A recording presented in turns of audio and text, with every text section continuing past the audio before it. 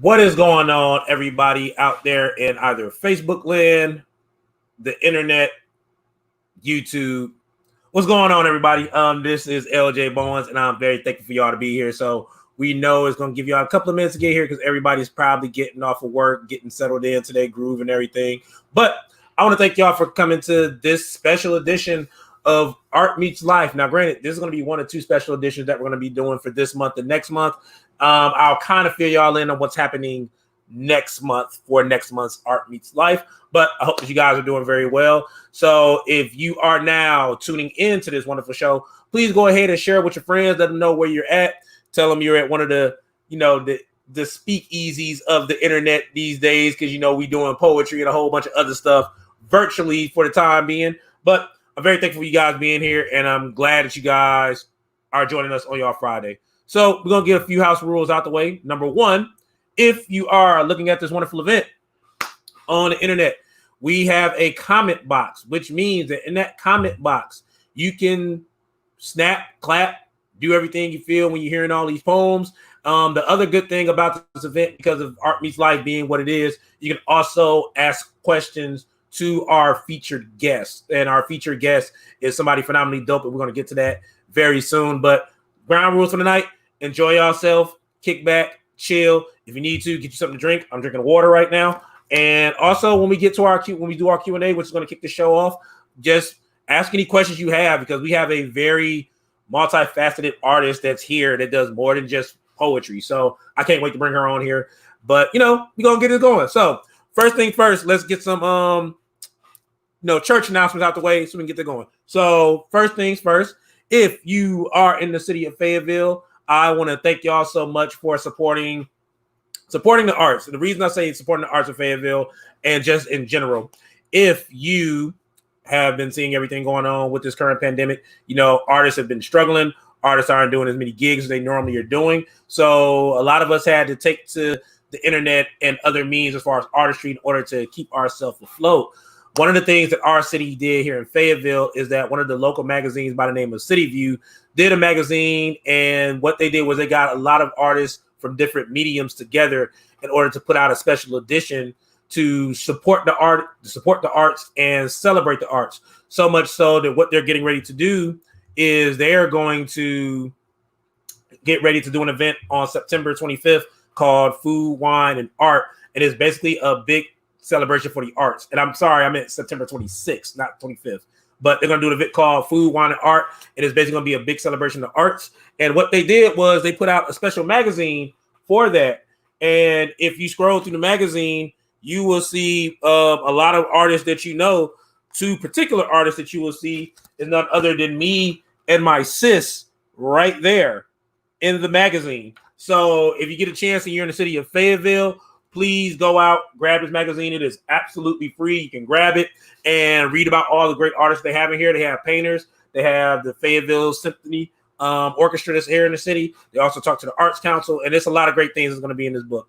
Also, for everybody else that's out there, thank you so much for all the love for the Left Right video. The Left Right video was a major thing for me because it was the first time I've done a video in a while, and to have so many positive comments and shares and views, it's been a blessing, and people are still sharing it. So I'm thankful for it because of the message that's put out in that poem. And a lot of people think it's literally about the military, but if you listen to the poem, it's a lot of stuff going on in that poem, and it needs to be addressed, whether it deals with PTSD, alcoholism, homelessness. It deals with all those things. So I'm very thankful for y'all sharing the poem. Please keep sharing it.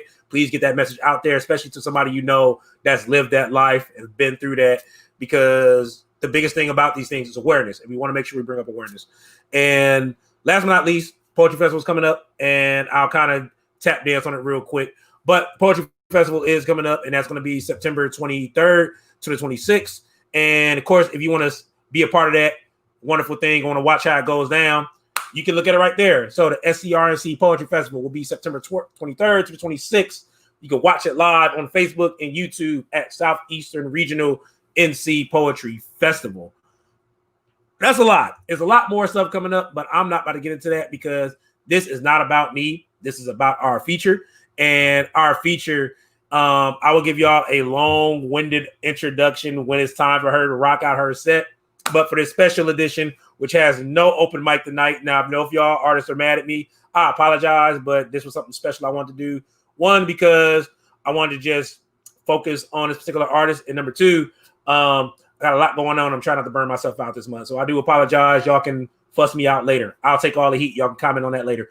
But I want to bring in my feature for this month, the one, the only, coming from Charlotte, North Carolina. Y'all know her. Y'all love her. Y'all seen me doing a lot of events with her probably over this whole summer. Please put your hands together for the one and only Shane Maynard. Woo! What is up? On, Shane? I'm so glad to be here in your living room. I know, right? This is like the umpteenth time of us doing some stuff together, like this whole summer. Like you never know how close you get to people until you start doing a lot of work with them for a good amount of time. So that part. So for everybody, once again, grab your drink. Yeah. So once again, everybody grab y'all a drink because it's going to be a fun ride. So Shane Maynard, what's going to happen is I'm going to ask you a few icebreaker questions before we get into the bulk of this show to let you rock out, do your set, and have people get strap up because it's going to be a ride. Cause I know your work, but they don't know your work, and I think I know they're going to love it. So you ready for your icebreaker questions before you get into the real questions? I'm ready. Born ready. All right, here we go. So first question, icebreaker question. What profession other than your own would you like to attempt and why? Ooh. So I do, so all the other things that I do are things that I would have gone into anyway, in the arts, it all kind of encompasses the arts. I will have to say though that I used to really love science. I used to love balancing equations. For some reason, I don't know why, I just was obsessed with the way that you can see how equations are laid out. And so I probably would have gone into science. Yeah. Okay. I have to say that. So this is a new question that I kind of put into the show for icebreaker questions. If you were a superhero, what would your superhero name be? What would your superpower be? And what would be your weakness? Oh man, that's so good. Oh, I love Rogue. You know that. So that's one of my favorite superheroes, in X-Men. So I would probably have her powers, except without the draining of the life. My weakness would have to be, if I could choose any, weakness would be, gosh, I don't know why kittens come to mind, but I feel like no, hear me out. Because I have this theory, right? It doesn't matter who you are, but if you see a kitten, you immediately switch your mindset. So it could be two gangsters in a car and they'd be like, yeah, we're going to roll up on, so-and-so. And then a cat just walk by in the alley and they'd be like, yeah, we're going to get him. We're going to get, oh, look at Kitty. I feel kittens have the ability to just really throw somebody off. And I think that would probably be my weakness. Yeah. I don't know what my name would be though. That's a question that really puts you on the spot. My family, the nickname in my family for me is Shanesaw. So, nice. But I feel with a name like that, I would have to be an anti-hero. That's a Punisher name. That's you can't just be out in public with a name like Shanesaw. You got to be in the sewer system or something, or on a rooftop somewhere, or I don't know if it's Shanesaw, maybe in the woods somewhere. I don't know. I feel it's an anti-hero name. All right. So next icebreaker question. What is your favorite word and why? Ooh. Favorite word.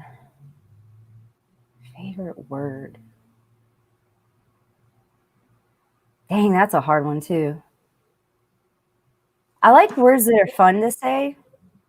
So I think cinnamon, just because that's a really fun word to say. And then when I was a kid, I really couldn't say it. So I wouldn't stop I would go like cinnamon and like I like I couldn't like maybe that's that chainsaw thing again, you know, like no, you know, revving the chainsaw. I don't know, like I like words that are fun to say, so I think cinnamon. Cinnamon is just it's like it's fun to say with the mouth. If that makes any sense. Okay. Cinnamon. So 2 more questions. This one is personally catered to you. A better psychological / horror movie between Saw, even though I consider it a really horror, like old school horror, but they consider it horror. So Saw, the first Saw, okay, or John Carpenter's The Thing. Oh, okay. I'm gonna have to go with John Carpenter's The Thing, just because of the creativity.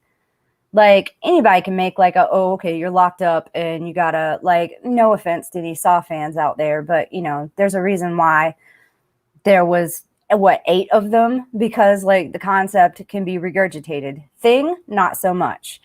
Like, and because I'm a writer, John Carpenter is a really good writer, so I'd have to go with The Thing. Okay, yeah. Got you. I have so many. I need to have an in-depth conversation with somebody that's watched that movie as many times as I have, because there's so many intricacies. But that's a whole another conversation. Last icebreaker question: if you believe that heaven exists, or if you believe in a higher power, what would you like to hear be said to you when you arrive at the end of this life and it has transitioned on to the next? LJ, that is not an icebreaker question. That is a poetry prompt. That is that is a writing session.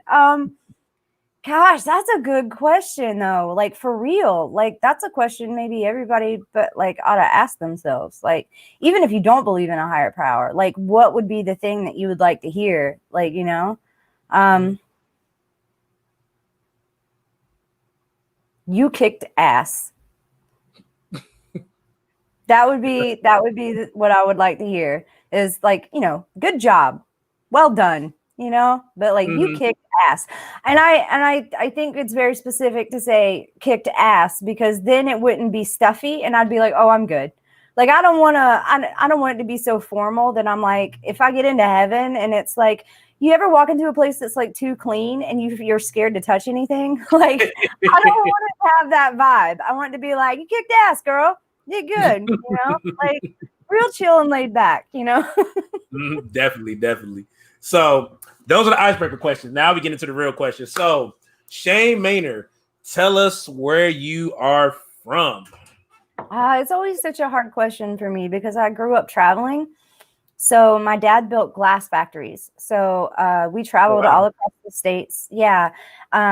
So we traveled all across the states. So I would go to like multiple schools in a year. But when we weren't on a job site, we had a farm in Tennessee. So I was like raised in the deep woods holler, you know, but I'm very thankful for the traveling experience because it really broadened like my understanding of like other people's experiences, not just my own, and really fueled my writing too. So. Okay. So you said that you came from a traveling family and you talking about Tennessee. So what brought you to what got you settled into Charlotte? Oh yeah. So like when I hit about like 8th grade, my mom had to move home to Kannapolis because her family was from Kannapolis to take care of her parents, right? Because they were like getting on up there and they needed, you know, someone to stay with them. So we moved to Kannapolis and moved in with them. And then we had a series of deaths, right? So I'm now in high school. I think if I get the order correctly, my grandfather died, then my grandmother died, and then my dad died. So then it was like, you know, I grew up on the road, and then all of a sudden it's like, no, you're stuck here now. Like traveling is done. Your entire life is switched. So that was like really, really, really hard. Not only because, you know, my dad died in high school and that's like, you know, traumatizing. It was very sudden, you know, but also just like that whole lifestyle switch. So I was just kind of stuck in North Carolina throughout high school. And then when it came time to go to college, my mom actually wanted me to go to Tom Savini's makeup effects school out west. But I was still like really mentally unstable from just previous trauma that was starting to really take effect, and also my dad's death. So I was like, I don't want to go that far. So I ended up going to Charlotte. I went to the Art Institute of Charlotte before they all closed down, because if you out there in the interwebs went to an art institute of any city, you will know that it's a bunch of bullshit. So they, of course, when you're running in a college and like a business and not really like a college, you're going to close down. And that's what happened. But luckily I got my degree and I did have some amazing like professors. So I graduated college at the Art Institute and went into graphic design for years. And I also got married.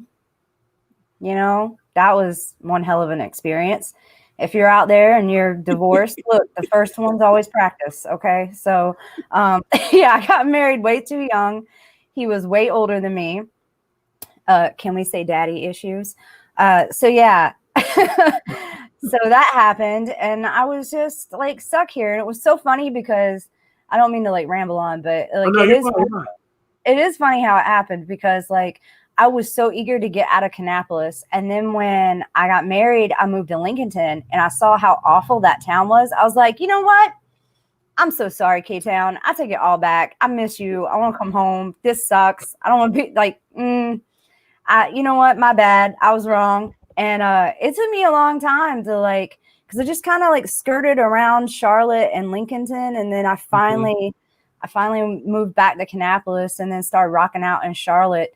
But yeah, and I mean, I still travel now, just not the extent that I did previously, because it's something I've realized I definitely need in my life, because I wasn't raised the same as everybody else, All right. So just not to throw you off, I've been doing like a whole bunch of stuff that people been saying on here. So you got people like chiming in and Jabu. So I'm gonna make sure I get those things in there. Number one cause of divorce, Amir. Marissa. Oh my gosh. Wow, that's like t-shirt worthy for some folks. So for real.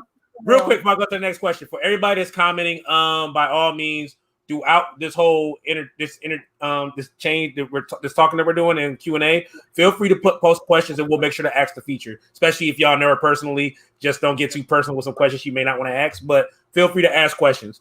You covered a lot in that little bit, but that's fine though. It's perfectly fine. So it's funny that you bring up the Art Institute. So because knowing you and everything you do, you're the second person in a while I had to ask this question to. So for you, what came first? Was it poetry or was it, I guess, artistry as far as visual arts? Which one came first?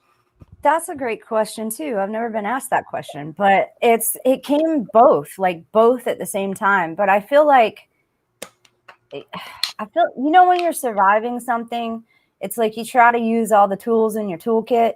Like I feel like instinctively at a young age, since like I grew up, I was raised by biker gangs. I was raised by construction workers. It was a very violent and rough atmosphere, surrounded by alcoholics, all kinds of violence and stuff, And I feel like, I mean, no, don't get me wrong. I say all that, but also like I was well taken care of, like, and anybody who's ever grown up centered around that kind of atmosphere knows what I mean. Like I feel bad for the other people, but I was taken care of, you know what I mean? Like, so yeah, there was trauma, but like, I wasn't in any like physical danger, mentally, of course, that's going to have an effect, but like, I feel like I started like I wrote my first poem as soon as I learned how to put words together in a sentence. Like I drew my first picture as soon as I saw that was a thing, like, I mean, as some of my earliest memories were creating short stories or writing poetry or drawing. I used to draw dragons all the time. And it's so funny because like I always thought I just loved like the fantasy world. Like, why would I draw a building? Anybody can go outside and see a building, but you can't go outside and see a dragon, you know? Like, that's what I thought I was doing. But then, like, later on in life, I realized, like, oh, because you needed that vision of power and strength to feel like you had some control over your, you know, surrounding. But like, yeah, it was both at the same time. And I think I just needed it mentally to survive what I was going through. Yeah. That's a very loaded answer in a great way. Especially because like all artists are different in how they come across the medium of how they become an artist. So with that being said, everything is going around, right? That you had going on in your life at that time. You stumbled across poetry and you stumbled across visual arts in the same thing. So which part, I guess, was the thing that got you noticed more so first? Was it when you maybe went to an open mic and started sharing your thoughts for the first time? Or was it when you put together this wonderful work of visual art and somebody noticed that? Or just like you was explaining, like you just decided like put both these things together and throw them out at the same time and then everything happened at the same time? It's interesting because like my first influence, like my father was a huge supporter in my writing, huge from the get-go. My mom was a huge supporter of the art from the get-go. But then when I got, like, I would say high school, poetry and art both, but like art more so in my friends circle, poetry more so for the teachers, right? Because I'm turning in the poems and they're like, oh, you know, and I was just like, I was so mean back then. I was just like, I don't need your approval, you know, like whatever. But I did. Let's be honest, I did. Anyway, like, but then like I'd only shared my poems like in a class setting. And we had a teacher named Mrs. Marlowe at A.L. Brown, and that whole class bonded. It was creative writing. And like, I'm talking like cheerleaders, football players with goths, like everybody. It didn't matter who you were in that class, like how you identified yourself. That entire class bonded because of the way she allowed us to write and share our voice and our stories and honor everyone's. Like, that was just really cool. But I didn't do an open mic until I was married. Like, yeah. So that, like, high school, I got like, I got acknowledged for poetry because of the teachers. That when I got to college, it was like, nah, I ain't sharing this with anybody. You know, because like it was graphic design based. There's not really any poetry program there, you know. But yeah, I went to an open mic in Lincolnton, and that was when I was like, and when I tell you I was nervous, oh my gosh, it was a hot mess.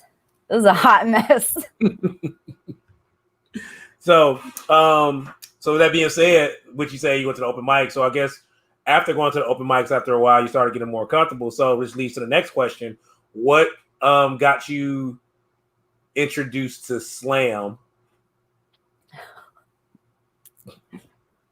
We've had a love-hate relationship. So so anybody that knows me in the Charlotte area since like I'd say like 2012 knows that I used to be huge against slam, like, and very vocal about it, and like would like verbally call out other slam poets and be like, you know, just vicious, like, because I was so heavy into activism. And I was like, stop preaching to the choir, get off the stage, stop being mean to other poets, because some at the time were very cutthroat, you know. It was like, no, don't talk to me, you competition, you know.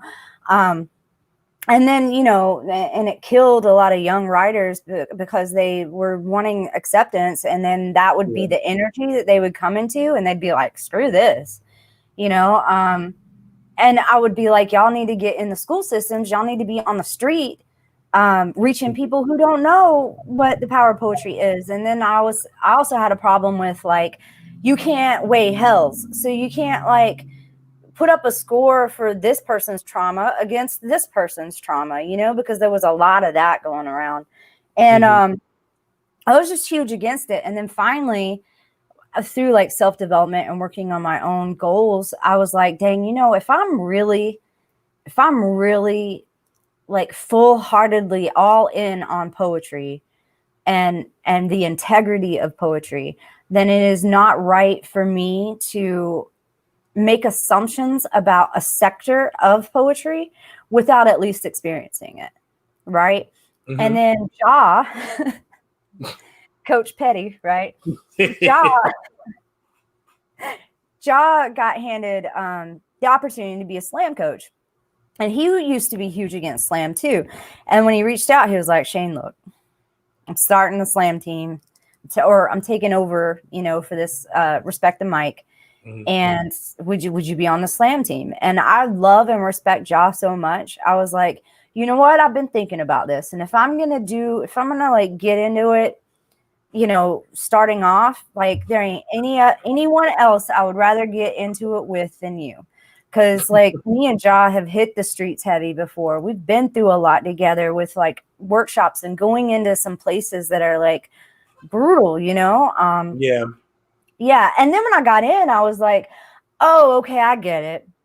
And I was like, okay, you got to hold on to your why. Like for me, it's never about like the competition. It's about like, how could I be my best self? Right? How can I be my best self? And it also allows me to see, am I engaged? Am I like connecting to the audience? Are they hearing me? Because it's different when like somebody comes up to you at an open mic or a show and they go, oh, I love that. And that touched me and blah, blah. But to see a score, now you know for certain if your message is getting across. So it's a great way for me to gauge. And a lot of times judges don't even really know poetry. So like you can't really judge whether the poem is good or not based on that, but you can judge whether or not your message is getting across. And to me, as an activist poet, that's important, because what's the point of me speaking if you ain't receiving the message, So, I mean, and it was a great way to network, and it is a great way to like get seen and known in the community. So it was cool because I got to meet a lot of other poets that I probably wouldn't have otherwise. So it's funny because one of my close friends, and I don't know if it was LB or iShy, but they said like doing a slam is like basically shopping out your mixtape for poetry to try to get those connections and everything. So shout out to both of them. So with everything you've done with the arts, as far like everything, and we're going to get into the creative coach aspect after this question. What do you feel? And this is kind of like more so an overall question as far as whether it's your artistry or just life in general. What do you feel has been your greatest achievement thus far with your work? That can be personal reflection, that can be artistry. What do you feel thus far has been your greatest achievement at this point? It's really weird. I have like a 2-part answer, but they're short. I know I'm very long-winded with the answers, but believe it or not, this last book publishing, like, because I've got 2 books and I've got 2 albums, and I'm working on like 12 more books. That's how much work I'm sitting on.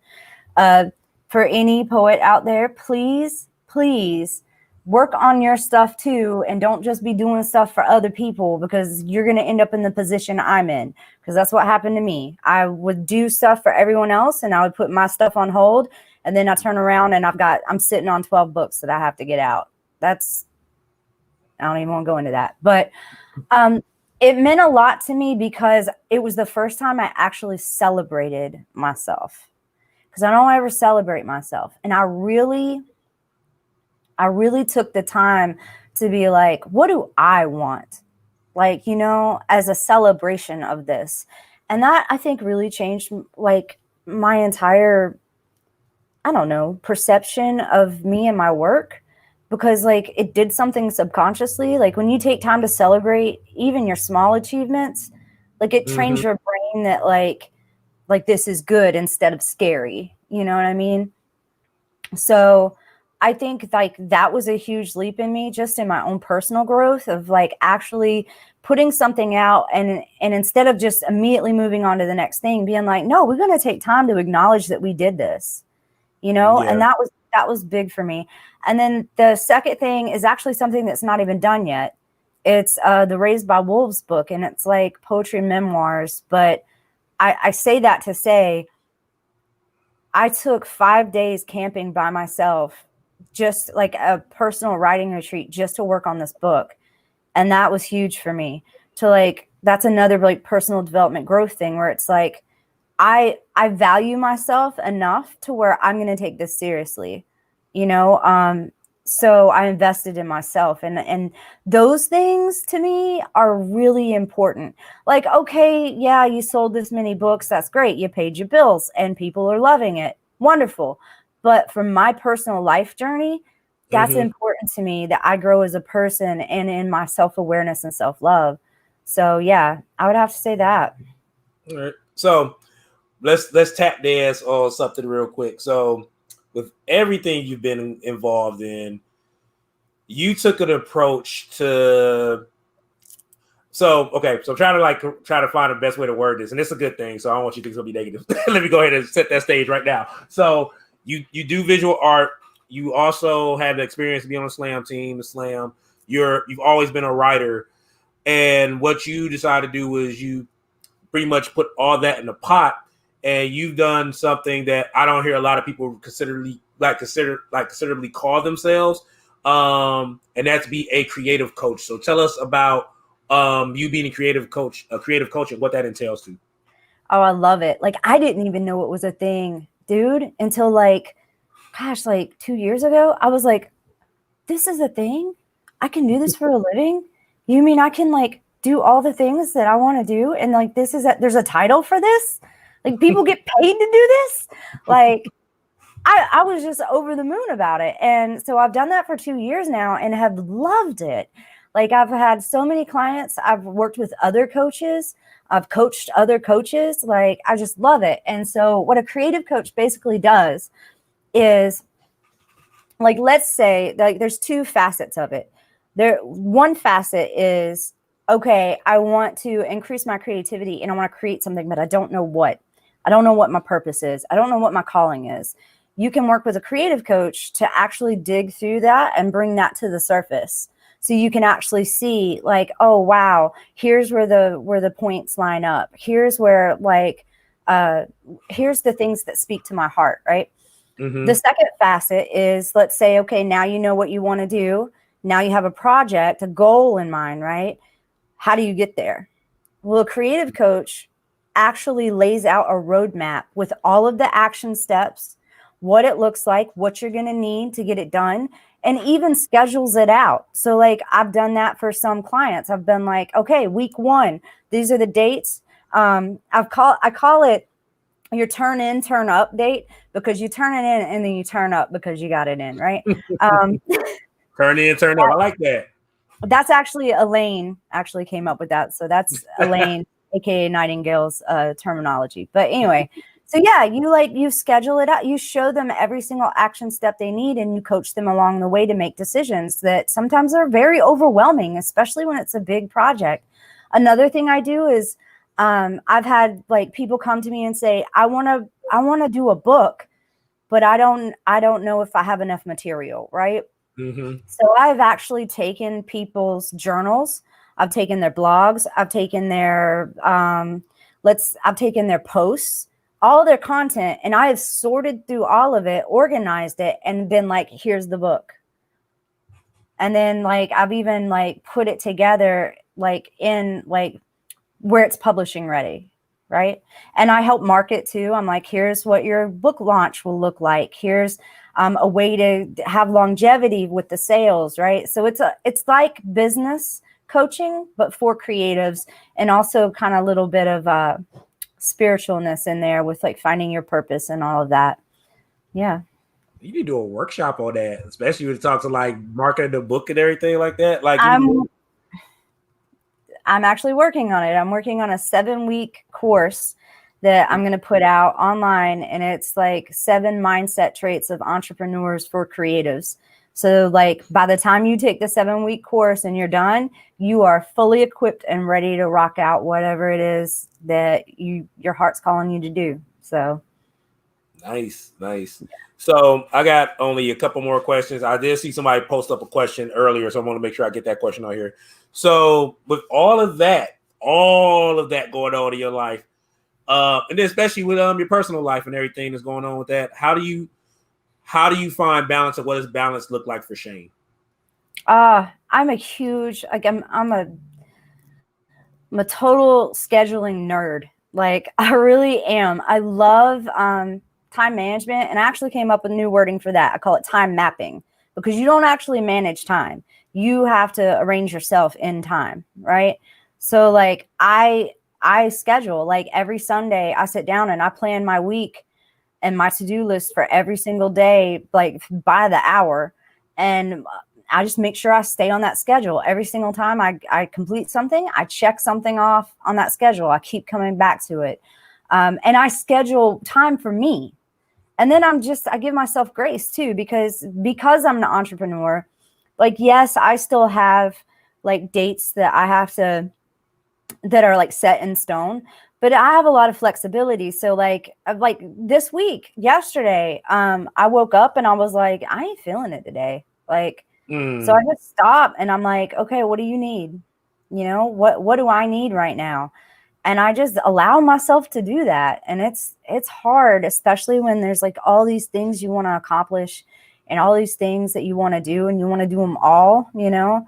It's hard to be like, you got time. Like, pause. It's okay. And every single time I do that and I listen to my body and I listen to myself, I always feel better.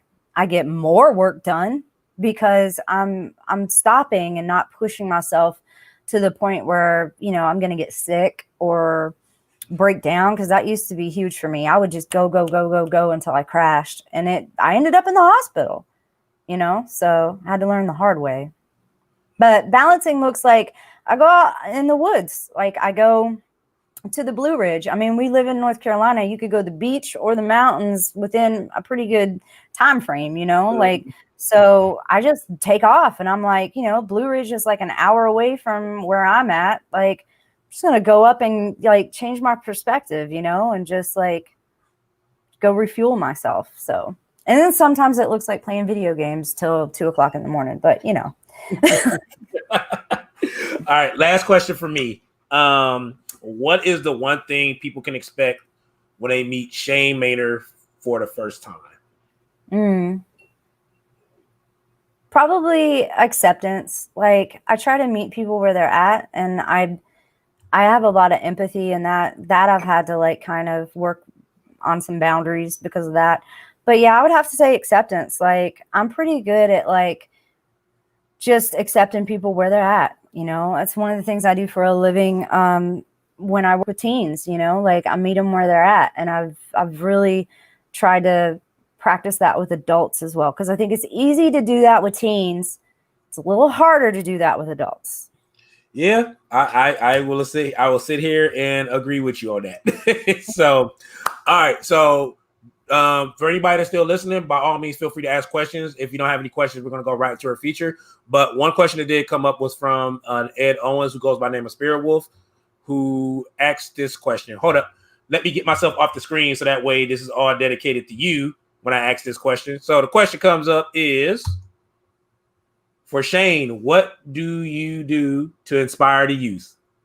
Yes. Okay, so this is a great question. Thank you, Ed. And I remember you, Ed. So it's really cool to see you on this. It's funny because they end up inspiring themselves. It's all about holding space and asking the right questions at the right time and allowing them to be whatever they need to be in that moment.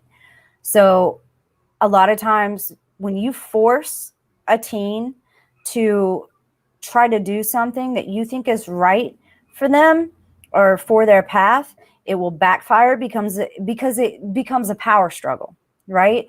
And they're already feeling like they have no control, right? And they're already like trapped by trauma in their body, right? But when you empower them by giving them a safe space to figure out what they need for themselves, that's when you see radical change. And that's where the healing begins. So what I do to inspire the youth is hold that space for them and hold it in a way to where they feel comfortable and safe enough to be whatever they need to be in that moment so they can get to the other side of it, because you got to go through it to get through it. Right. So that's what I do. And I'm really passionate about it because no one gave that to me when I was in high school. And I've never forgotten how shitty that felt, because it was pretty shitty. All right. So looks like we don't have any other questions, but I'm going to ask one more special question for you, and then we're going to go ahead and get to your feature. So you was talking about the books that you had came out, but you recently just released the book. So tell everybody about that book that you had that was just recently released and looked at, and had a nice review by the North Carolina Poet Laureate. So tell us about that book. Thank you for noticing that. Yes. Oh, here, it's my job. Yes. And another tip for poets out there, you don't know until you ask. Like, if there's someone you want to review your book, the worst thing they can say is no, and just say, thanks, I'm still a fan. Right? But you don't know until you ask. So ask. All right. This is the book, Divine Disturbances.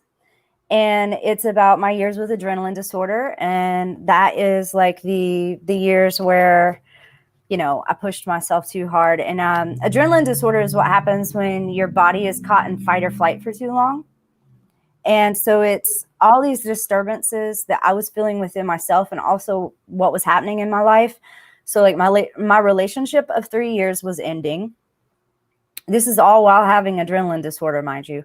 My job became actually extremely hostile, and my mother was dying, and then my cat died. So it's a lot. While also dealing with like not sleeping for 3 days and having like like all these effects on my body that happens with adrenaline disorder. So yeah, it's about seeing the grace in yourself and seeing the grace in others. So they're poems about, like, I would be standing in line, right? And someone would be cussing out the clerk. And I would see it as like this divine disturbance of like, instead of being like, oh, wow, that guy's an asshole, I would be like, oh, wow, this guy is embarrassed. And this guy is hurting right now, because I needed that grace for myself. And so I saw it in others. So I think that the book is important because not only it addresses adrenaline disorder, which is not talked about a lot, but it also like showcases that grace. Like when someone is flipping out, that is an opportunity for us to connect to our humanity and to really heal each other and see each other like underneath the crap, you know, and to practice grace. So yeah, that's the book. Nice. So it looks like we don't have any more questions, and I get to actually sit back and be a fan for the next few minutes. So, ladies and gentlemen, boys and girls, children of all ages, your feature for this special edition of Art Meets Life. I've met her some years back, not knowing who she was. All I saw, she came into one of the mini slams I was doing, and she rocked out. I can't remember who I was talking to, but it was a Charlotte one. I was like, yo, she dope. I've not seen her before. But over the years, I didn't realize how multifaceted she is, especially when it comes to her poetry, her work, her visual artistry, the in-depth conversations. I remember one fond memory I have of her was as recent as last year. And you always remember certain things that you do with people. Like, I've known her for years, but the one fond memory I have of her is when Southern Fried came to Fayetteville, North Carolina, and me, her, and another poet by the name of Jerry Hardesty was talking about horror movies, and they gave me this idea of trying to do a horror movie themed nerd slam one day. So I'm going to try to put that together as soon as I can. But I'm very thankful to know this artist, and every now and then we link up, and we've been doing a lot of work over the summer, especially with like some of the cons that's been happening. But I love her work. I love her spirit. If she ever needs me for anything, she know I'm here. I got her. Because she definitely came to bat for me for some events that we was able to get her on. And even through some of it, we had some big celebrity star following her because of it that's big in the anime world. So it's a good thing. But ladies and gentlemen, coming all the way from Charlotte, North Carolina, spoken word artist, poet, author, visual artist, graphic designer, creative coach. She wears a lot of hats.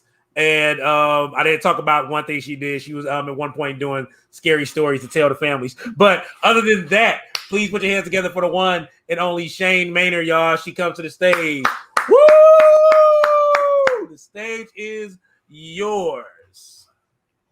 Thanks, y'all, so much. And thank you for rocking out with me on a Friday night. So I love seamless sets. So this is going to be one of those. So I'm going to do 7 poems. And then the 8th, I like to allow space to like see how I'm feeling and see like what's needed in this moment, not just for myself, but like someone out there who might need it. So I want to allow space for that. So my 8th poem is going to be, I don't know what it's going to be. We're going to find out.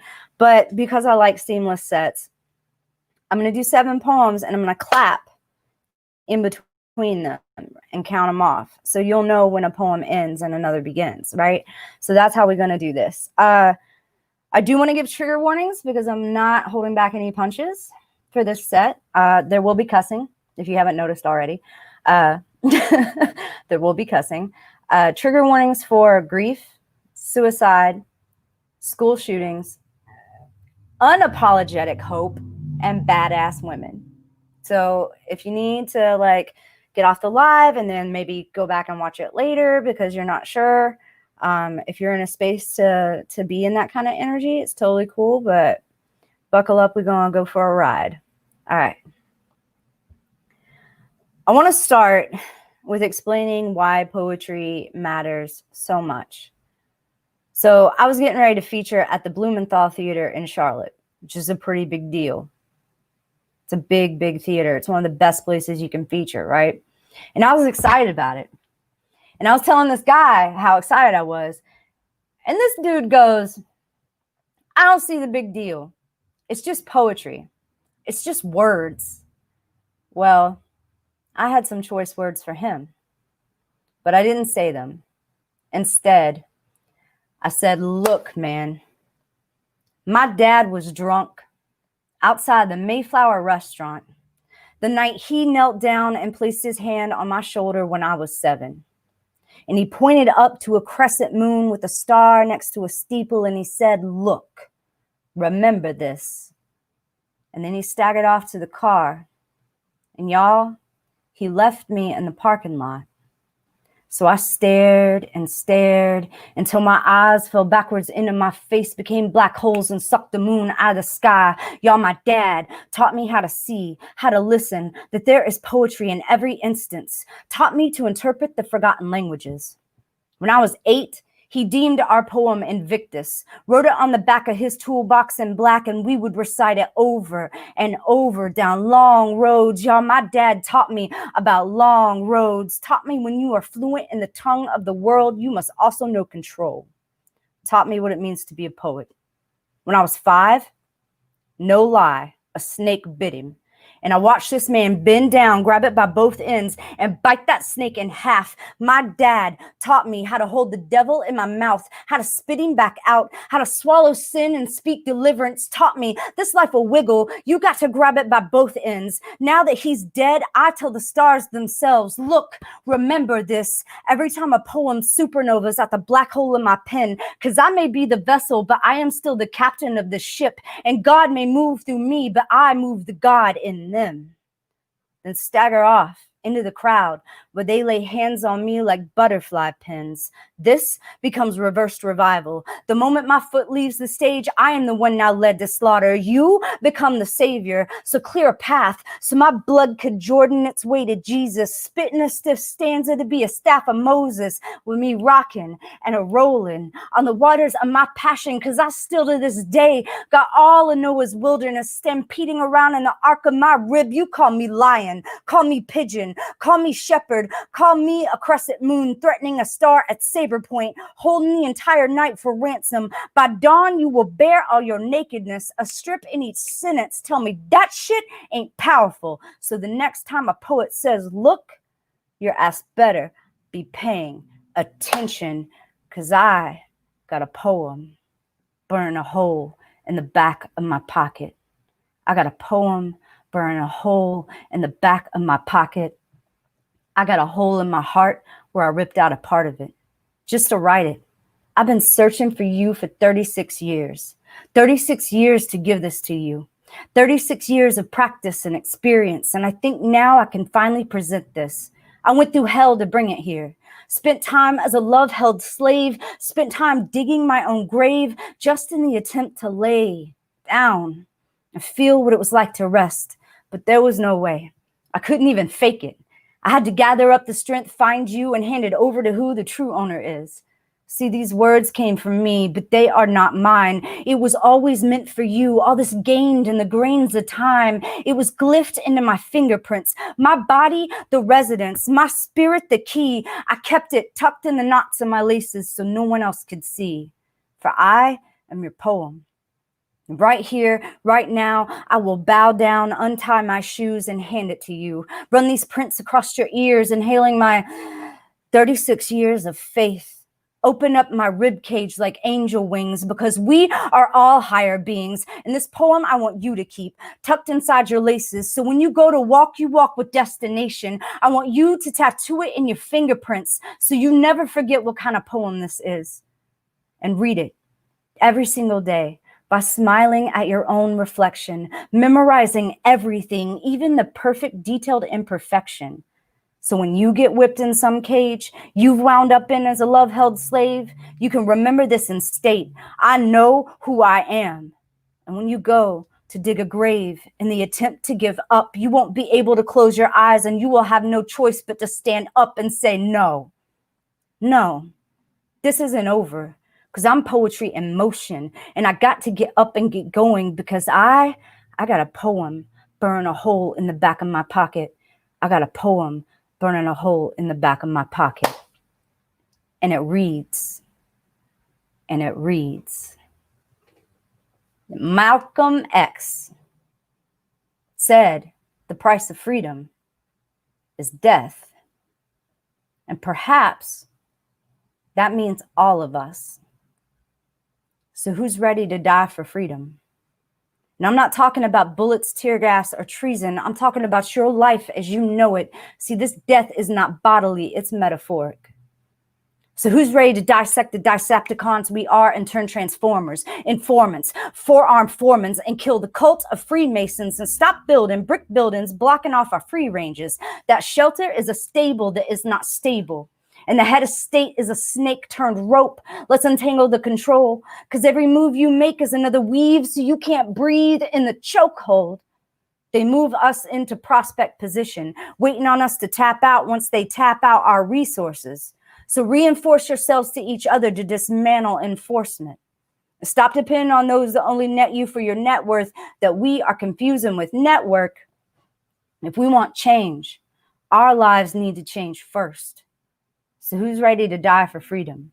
Who's ready to take the first step in admittance? Who's ready to realize that every action offers more fuel for this man-chasm machine, producing lies of a life we've been living? Who's ready to flip the script they've been given, causing anxiety attacks and depression? Who's ready to let these dead ideals and expectations break down their matter into raw moves that matter? Who's ready to pick up our birthrights as alchemists? No sorcery, just illusion. So why don't we get to the source of the problem? When all our inner truths transmuted into oaths and became resold back to us as symbols that don't stand for anything, all the way from badges to medals to religions, who's ready to trade in their possessions that keep us possessed and processed with gold sticker sentiments of success? If your chains are gold encrusted, it makes them no different from those that are rusted. A slave is a slave, and a system built on product will always be a prison. So who's ready to feel real labor? See what the soil of our souls can grow when we grow nearer. Who's ready to die for freedom?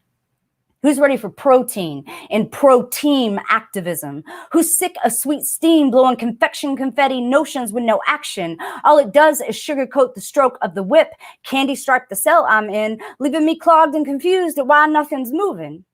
That Starbucks as a recharge in your day charges you more than $3 and some change. It costs you change. And it may taste sweet, but drinking the caffeine from our coffins sounds sweeter than a scheme and a leash. Let's let these addictions die and make way for real energy. Invest locally.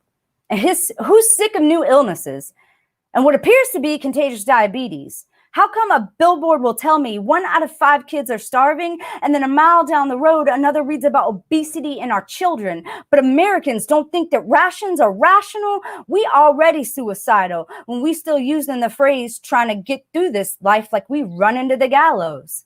Never seeing that if death is the goal, then it's to earn the right to die. So who's ready to be about this life for some metaphoric metamorphosis? Who's ready to die for freedom? You can find me in the cemetery, stand above a grave that bears the bars of my name, but there won't be any last respects I'll be paying. Just leave the copy of what was embodied there to be washed away by the elements. For the human being I am to move free from manipulation. We keep saying that we got to fight for our rights as if we weren't born with them. So let's be born again. Who's ready to die for freedom? Because people are dying over nothing, like a song that plays on repeat. You know the one. It goes, all the other kids with the pumped up kicks better run, outrun my gun. Nicholas is 14. Daddy died when he was young. Was a real man's man, stop crying or I'll give you something to cry about. Showed he is privileged. If there's something you want in this world, you got to take it. Nicholas can't pass his classes.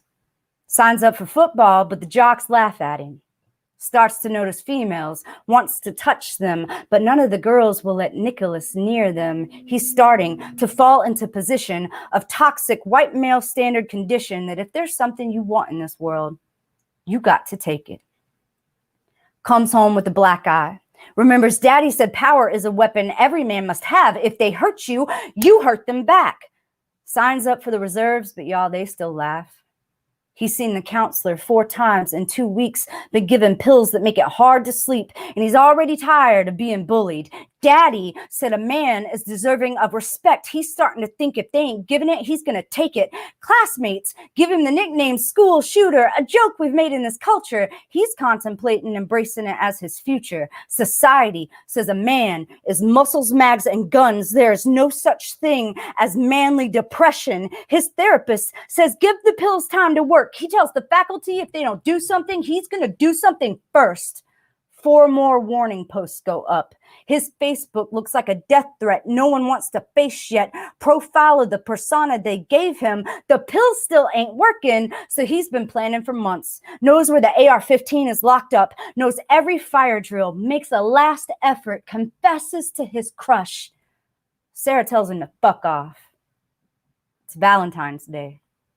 Calls Uber, got his headphones on. He's been listening to the same song all night long. Pulls up to campus, pulls out the AR-15, starts to sing. All the other kids, kicks in classroom 2B. Sarah screams, puts a bullet between her breasts. Pow, you love me now? With the pumped up kicks. Targets a football player in fetal position, shouts, stop crying or I'll give you something to cry about. Pow, better run, better run. Sights the counselor, shoves the barrel in his mouth. Swallow this and see how it goes down. You prick, you never really gave a shit. Pow! Outrun my gun. Opens full fire. Hypnotized by the sound of the rounds till he runs out. Panics at how loud the sudden silence is. Flees into the sea of teens. Cornered an hour later by the police. Still ringing the red in his hands. Doesn't even notice the sirens. Shots still popping off in his synapses. Doesn't understand what happened. All he ever did is what his daddy, white America, taught him, how to be a man. Isn't this the monster that the white male standard birthed, that the NRA upholds, that mental illness triggers when it's ignored? Is it guilt of their creation? The reason he is so privileged to be cuffed and not shot on sight when the cops arrive. All the other kids with the pumped up kicks better run, outrun my gun. Pow. Grief is a monster. Leaves you with so many questions. One night, I went looking for the answers. That's when I found Mrs. Anderson. And I want to take this moment right now to apologize publicly to her. Dear Mrs. Anderson, I want to apologize for my behavior last night when I busted into Oakwood Community, waking you from sleep. I know I have some explaining to do. Women your age think that young ladies should behave with grace. I admit I was drunk, wasn't seeing clearly. I was screaming, and you, so old, deserved a rest. I ask for empathy. I was looking for my grandmother, who resides here, to ask her questions. Her daughter, my mother, is dying. I know that if I visited more during visitor hours, I would have been able to find her number. I found you instead. And by the look of the flowers gifted by your family, I thought maybe you were a mother too. I didn't mean to be so abrasive, but you refused to answer my questions. My mother couldn't answer due to the tubes down her throat, her last breath pushing like they were fallopian to be reborn into wherever it is y'all go. Her closed eyelids, filled to the eyebrows with tears, looked like two cupping palms holding the Dead Sea still. When I asked the nurse why that is, she said, "We don't know why they do that." As dehumanizing as her language, it still wasn't even an answer. Mrs. Anderson, I am tired of respected silence from the living and the dead. So I came to wake every grave at this cemetery on a drunken binge of grief. Fuck your rest in peace when your rest brings no peace to the living. Mrs. Anderson, your grave looked so tidy and clean. I thought you were a woman who knew how to keep things in order. You know, finish what you started. I guess I'm mistaken that cleanliness is next to lies and secrets, and God must be a hoarder. Because if no one knows anything is wrong, then nothing can get messy with emotions. Did you tell her what was wrong? What was coming? What would happen after? Did you learn nothing from the passing of your own mother? Is a woman's lineage sentenced to silence from birth to grave? It's a wonder we don't come out with our tiny clenched fists and our tiny clenched mouths to stifle the scream the doctor slaps out. Did you know that mothers who keep things clean by keeping suffering a secret make loud messes of daughters that the world doesn't know how to clean up? Is your daughter screaming drunk across some woman's grave looking for the answers you never gave? Sometimes the dead need waking up. How is it fair that the living go on without knowing and the dead get to know everything without sharing? Did you say goodbye? Did you leave her anything more than antiques her siblings would split off the family tree falling to fight over? A grief counselor with the audacity to ask, "What did you learn?" And what have I learned from this, except that no one has an answer on how to put grief to rest so orphans can make a home for themselves? Only how to bury emotions so deep you take it with you once you're dead. Mrs. Anderson, if you see my grandmother up there, you tell her I have some questions. I want to know what heirloom of trauma cross-stitched our silence in the rocking chairs on the porches of our past. One last thing. You tell her I'm ripping apart every quilt to expose the needlework that's been done. I intend to tell it all. I wanted to tell her that there are many days that I don't want to die. But this wasn't one of them. So I'm at Party City, staring at the 8.9 tank of helium, picking out a birthday balloon for myself. The helium tank costs $44.99, the balloon $2, which brings us to a total of my death. Did you know that exit bags are said to be the most painless way to kill yourself and the most peaceful way to leave your body behind? I figured this would be best, considering inside I am mangled beast, a knot of tangled strings. I lived so long that way. And you know what they say, you ain't got to look like what you've been through. The day I turned 33, my birthday became a mockery against me. My mother dying in ICU 2 days before, so I spent my birthday at the funeral home. And as if the mockery wasn't enough, there had to be a pattern partnered with it. 2 days later, my poetry mother passes, and her husband said it was peaceful. Peaceful. Funny thing about losing a mother, y'all, nothing is peaceful. You don't just lose a mom, you lose a best friend, you lose your friends because they can't handle the grief you're in. You lose a family. My brothers split apart like atoms when it happened, like an unbalanced equation. A mother's death works a lot like an exit bag. First, all the oxygen is removed from the housing till nothing is left. You place the empty container over your head like the weight of mourning. Tie it yourself off from the world. Use a pipe for the gas to enter, for a feeler, for an arm. You know about that. I had thought about the slicing method, but didn't think my wrists enough to offer up. Seemed much more suitable to unzip from shoulder to fingertip to display all the shit I had carried with, and still didn't think it enough to bleed it all out of me. This just seemed more fitting. I already couldn't breathe, with my heart gurgling in its own blood, just struggling to find a place to fit a beat to belong. No one told me you can feel the trauma of an orphan as an adult. They say helium is a noble gas, so maybe it would be enough at the exhale at heaven's gates.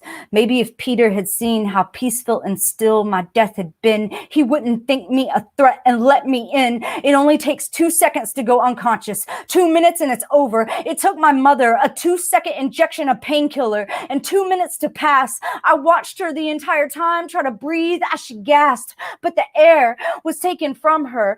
It took mine with it. Y'all, that moment hasn't left me since.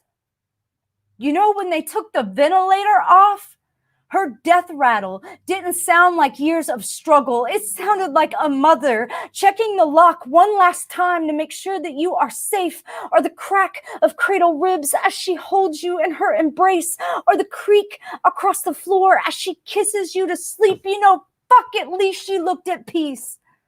I can only wish the same for me. Happy birthday.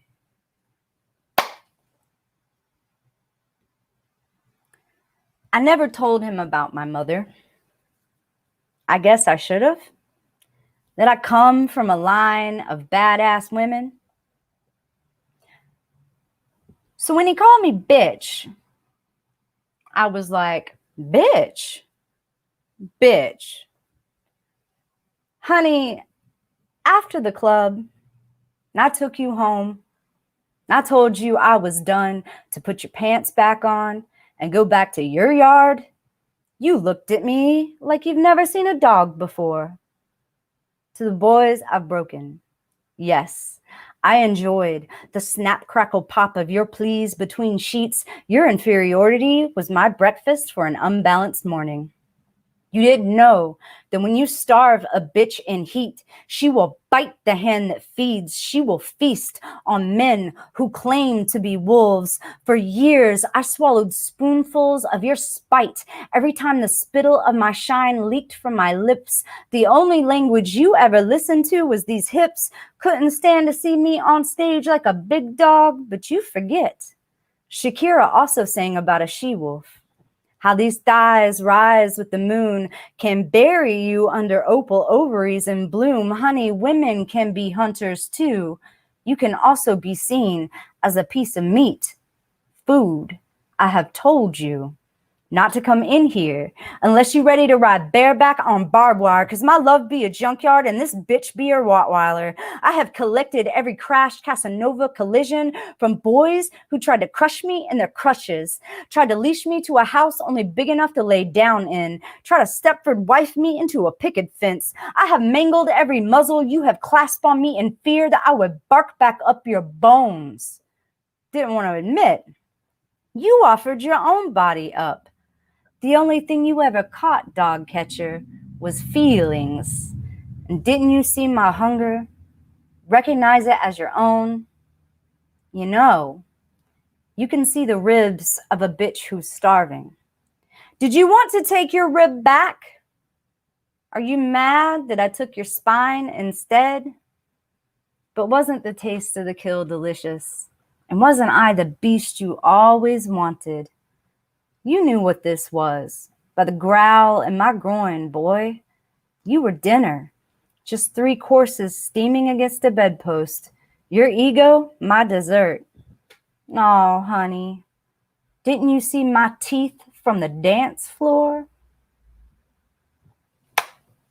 All right, y'all. That's 7. I got 1 left.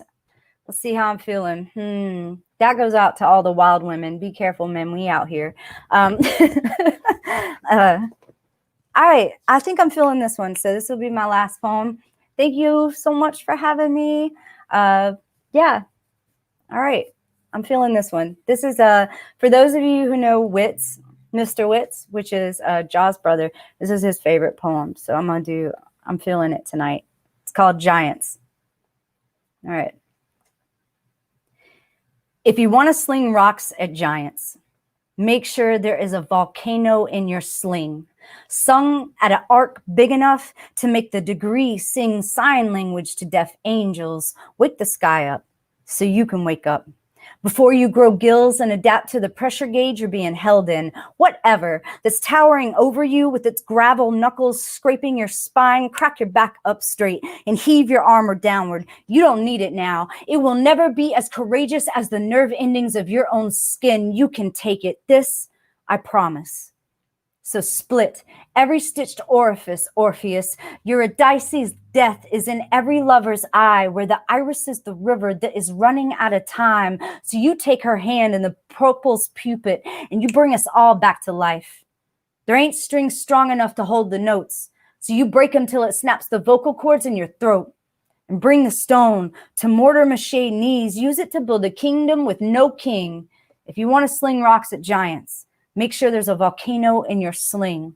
When they ask you about the molten mornings, tell them it is where you wake and sleep. Tell them you've only known cold, but when it burns and your insides carry the temperature of 1,000 suns, the scale everyone likes to mention, but is never touched. So touch them. Tell them to touch you. Get really close to your own hands. Write about them. Spread them. Use them like antennas, like eyes, so you can find where the cold creeps in and fill every foreclosed house with light to bring the angels home to roost. Rip off the roof of your fear. You don't need it now. Not here. You've got all the answers to the questions you're afraid to ask and how they tower like giants with their chains at half-mast. Put them to rest. Bleed verses so tight they can slice through golden calves. If they are a monument of hard cash, honey, you got to be the diamond in the rough that never washes the dirt from its cuts. If you want to sling rocks at giants, make sure there is a volcano in your sling. You sling fire and you wake the sky up to sing. Thanks, y'all.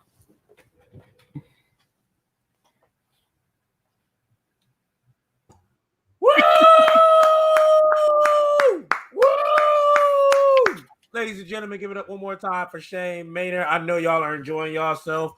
I've been putting up as many comments as I can, so I'm gonna go back through them so you can see. I know you was rocking out. I've learned early on with virtual events. Don't look at the comments. So you go. It's like when you're on stage and you look at the light. Yeah, just keep and it then moving. All of a sudden it's like, oh shit, I dropped the poem. All right, so Miss Shane Maynard, tell everybody where they can find you at if they want to keep in touch with you and yeah, so all that good stuff. You what can about buy your book? My books and album and even some of my art on my website, ShaneMaynard.com. Look at you, LJ, you so good. Like you on it. Yeah, and all of my handles on social media are my name. So yeah, so it makes it easier. So ShaneMaynard.com and also Shane Maynard on Instagram and Facebook. So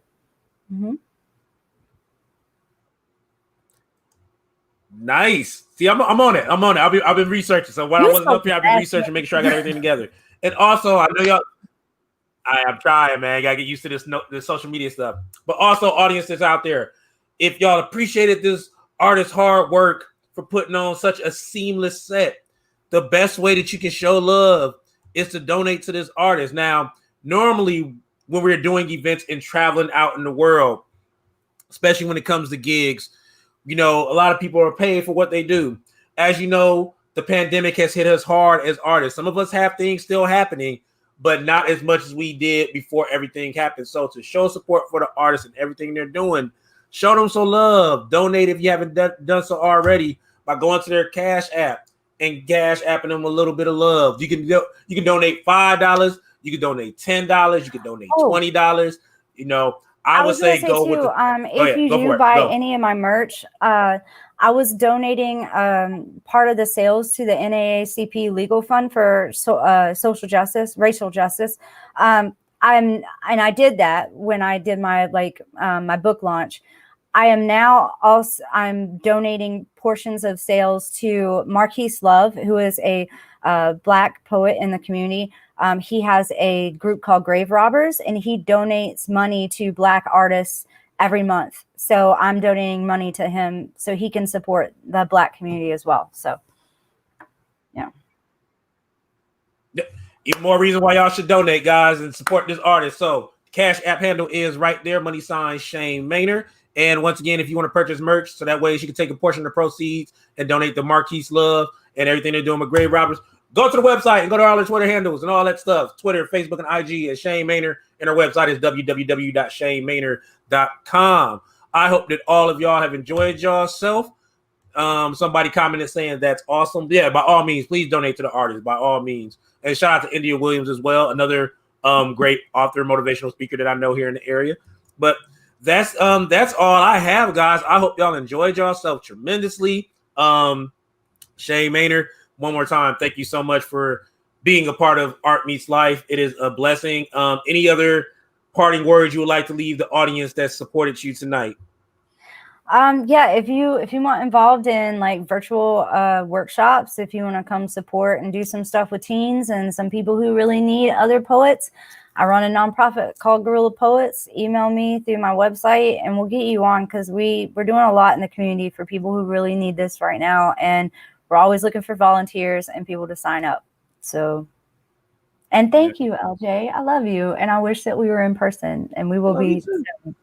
Well, we will be soon. Don't even worry about that. I will somehow work my mojo and all this positive energy, and I will dispel enough of this stuff away so we can kind of do some events, some type of events. We will do it with our Thum, with our Skyrim poet Thum. We will do it with, yes. There we go. I got an Infinity Gauntlet and a Mega Blaster in the back. I'll get rid of some of this somehow, some way. Real quick, guys, before we leave off, one more time, I just want to let everybody know that our festival is coming up September 23rd to the 26th, and you can watch it live for free on Facebook and YouTube at Southeastern Regional NC Poetry Festival.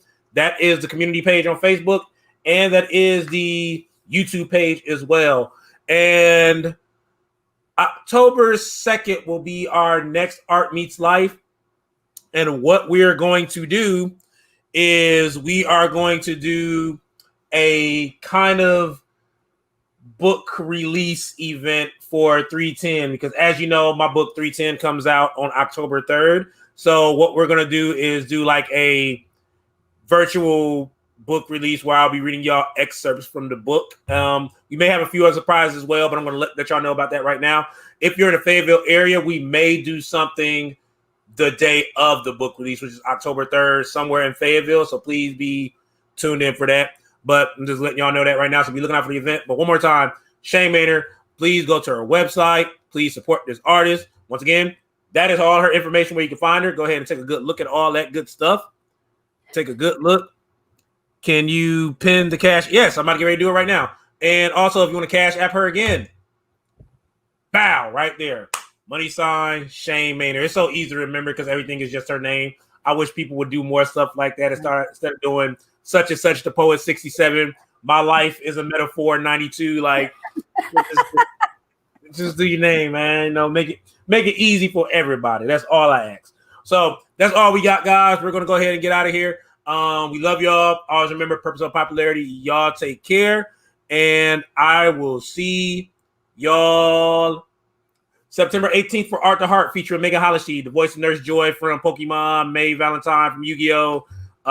If you anime, you know exactly what I'm talking about. If you don't know nothing about anime, you should still watch the show because she gives real deep into voice acting as well. So that's all we got. We're leaving. Peace. Love y'all. Go have a nice drink at your home. Be safe.